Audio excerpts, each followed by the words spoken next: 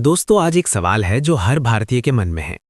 मध्य पूर्व में Iran, Israel और यूनाइटेड स्टेट्स के बीच तनाव बढ़ता है, लेकिन असर भारत के घर के एलपीजी सिलेंडर पर क्यों पड़ता है? बहुत अच्छा सवाल है। इसे समझने के लिए हमें दुनिया की ऊर्जा व्यवस्था को एक कहानी की तरह समझना होगा।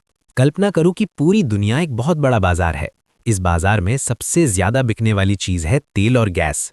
अब समस्या ये है कि दुनिया के ज्यादातर तेल और गैस के भंडार कुछ ही देशों में हैं, खासकर मध्य पूर्व में। इनमें ईरान, सऊदी अरब, इराक, कुवैत जैसे देश शामिल हैं। मतलब दुनिया के कई देशों को अपनी ऊर्जा के लिए इन देशों पर निर्भर रहना पड़ता है। बिल्कुल। भारत भी अपनी जरूरत का लगभग 80% कच्चा तेल बाहर से आयात करता है। यानी अगर मध्य पूर्व में कोई संकट होता है तो उसका असर सीधे भारत की जेब पर पड़ता है। दुनिया का सबसे महत्वपूर्ण समुद्री रास्ता। लेकिन युद्ध तो जमीन पर होता है। इससे तेल की कीमतें क्यों बढ़ जाती हैं?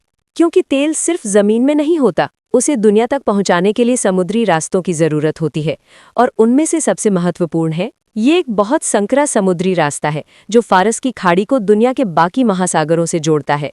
दुनिया के लगभग 5वां हिस्सा तेल और गैस का इसी रास्ते से होकर गुजरता है। अब सोचो, अगर यहाँ युद्ध का खतरा हो जाए तो क्या होगा? जहाजों को खतरा होगा और सप्लाई रुक सकती है। बिल्कुल सही। युद्ध और डर का असर।